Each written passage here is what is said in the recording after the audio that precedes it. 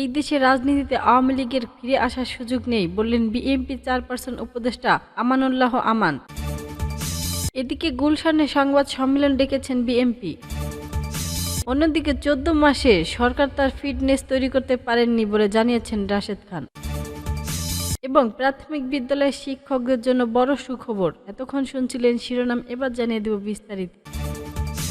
BNP chairperson উপদেষ্টা আমানুল্লাহ আমান বলেছেন, এদেশের রাজনীতিতে আওয়ামী লীগের ফিরে আসার কোনো সুযোগ নেই। জনগণ তাদের সম্পূর্ণভাবে প্রত্যাখ্যান করেছেন। বুধবার 29 অক্টোবর বিকেল 5টার কেরানীগঞ্জ উপজেলায় গোপালখালী উচ্চ বিদ্যালয় মাঠে বাস্তা ইউনিয়নের 1, 2 ও 3 নম্বর ওয়ার্ডের নেতাকর্মীদের সঙ্গে এক আলোচনা সভায় প্রধান অতিথির বক্তব্যে তিনি এসব কথা বলেন। আমানুল্লাহ আমান বলেছেন, দীর্ঘদিন ধরে আওয়ামী লীগের জনগণের উপর দমন নিপীড় চালিয়েছেন এবং ভোটাধিকার কেড়ে নিয়ে গণতন্ত্রকে ধ্বংস করেছে। দেশ এখন গণতন্ত্র পুনরাবর্তনের আন্দোলনে চলছে। বিএনপি আন্দোলনের নেতাকর্মী দিচ্ছে এবং জনগণ বিএনপির পাশে রয়েছে। তিনি বলেন, গত 15 বছর কলঙ্ক সবাই দেখেছে। আওয়ামী লীগের নামে আর রাজনীতি করা সম্ভব নয়। জনগণ তাদের মুখও দেখতে চায় না। নির্বাচন প্রসঙ্গে আমানুল্লাহ আমান বলেছেন, একটি দল ষড়যন্ত্র ও চক্রান্তের মাধ্যমে নির্বাচন চলাকালীন চেষ্টা করছে। স্বাধীনতার সময় যাদের বিতর্কিত ভূমিকা ছিল তারা এখন পিআর পদ্ধতির নামে নতুন করে চক্রান্ত করছে।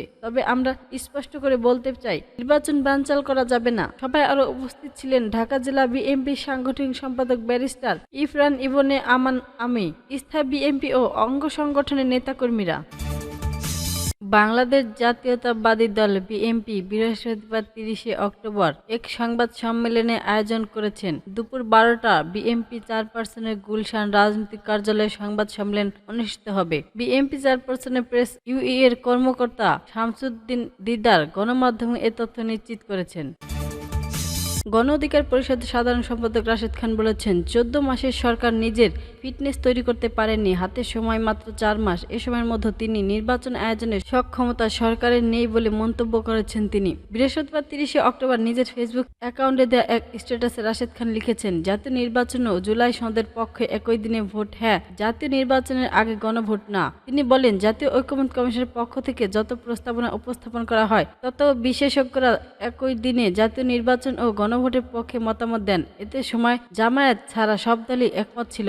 এমনকি এনসিপি প্রস্তাবের পক্ষে অবস্থান নেয়, কিন্তু পরের দিনই এনসিপি তাদের অবস্থান পরিবর্তন করেন। রাশেদ খান আরো বলেন, এনসিপি ও জামায়াতের মধ্যে বোঝাপড়া আছে, এটি গোপন রাখতে চায় এনসিপি। এই সম্পর্ক আড়াল করলেই এনসিপি মাঝে মাঝে জামায়াত বিরোধী অবস্থান নেন। এটি রাজনৈতিক কৌশল মাত্র। তার দাবি, জামায়াত যা করতে পারে না তা এনসিপিকে দিয়ে করায়। এনসিপির ভেতরে জামায়াত শিবিরের প্রভাবশালী নিয়োগ রয়েছে, যা সংগঠনের ভেতর প্রস্তাব বিস্তারিত করেছে। তিনি আরো বলেন, কিছু আগে তথ্য উপদেষ্টা মাহফুজুল আলম লিখেছেন, নতুন করে আরেকটি মওদুদিবাদী প্রকৃতি দলের দরকার নেই। তখন বোঝা গিয়েছে এনসিপি বুঝে না বুঝে সেই হাঁটছে।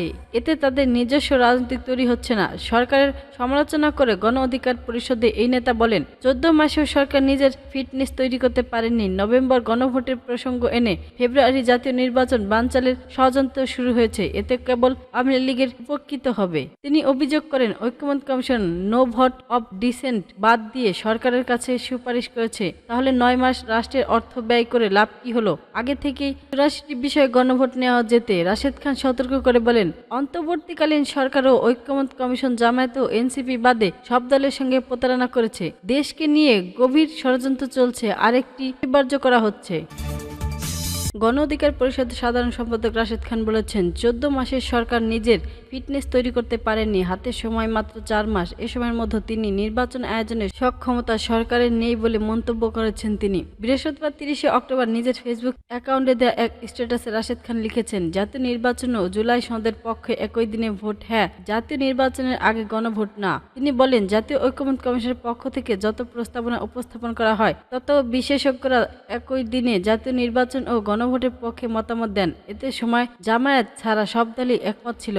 এমনকি এনসিপি প্রস্তাবের পক্ষে অবস্থান নেয়, কিন্তু পরের দিনই এনসিপি তাদের অবস্থান পরিবর্তন করেন। রাশেদ খান আরো বলেন, এনসিপি ও জামায়াতের মধ্যে বোঝাপড়া আছে, এটি গোপন রাখতে চায় এনসিপি। এই সম্পর্ক আড়াল করলেই এনসিপি মাঝে মাঝে জামায়াত বিরোধী অবস্থান নেন। এটি রাজনৈতিক কৌশল মাত্র। তার দাবি, জামায়াত যা করতে পারে না তা এনসিপিকে দিয়ে করায়। এনসিপির ভেতরে জামায়াত শিবিরের প্রভাবশালী নিয়োগ রয়েছে, যা সংগঠনের ভেতর প্রস্তাব বিস্তারিত করেছে। তিনি আরো বলেন, কিছু আগে তথ্য উপদেষ্টা মাহফুজুল আলম লিখেছেন, নতুন করে আরেকটি মওদুদিবাদী প্রকৃতি দলের দরকার নেই। তখন বোঝা গিয়েছে এনসিপি বুঝে না বুঝে সেইটাই হাঁটছে। এতে তাদের নিজস্ব রাজনীতি তৈরি হচ্ছে না। সরকারের সমালোচনা করে গণ অধিকার পরিষদে এই নেতা বলেন, 14 মাসেও সরকার নিজের ফিটনেস তৈরি করতে পারেনি। নভেম্বর গণভোটের প্রসঙ্গ এনে ফেব্রুয়ারি জাতীয় নির্বাচন বানচালের ষড়যন্ত্র শুরু হয়েছে। এতে কেবল আওয়ামী লীগের উপকৃত হবে। তিনি অভিযোগ করেন, ঐকমত্য commission no vote of dissent বাদ দিয়ে সরকারের কাছে সুপারিশ করেছে। তাহলে 9 মাস রাষ্ট্রের অর্থ ব্যয় করে লাভ কি হলো? আগে থেকেই 84টি বিষয়ে গণভোট নেওয়া যেতে। রাশেদ খান সতর্ক করে বলেন, অন্তর্বর্তীকালীন সরকার ও ঐকমত্য কমিশন জামায়াত ও এনসিপি বাদে সব দলের সঙ্গে প্রতারণা করেছে। দেশকে নিয়ে গভীর ষড়যন্ত্র চলছে, আরেকটি অনিবার্য করা হচ্ছে।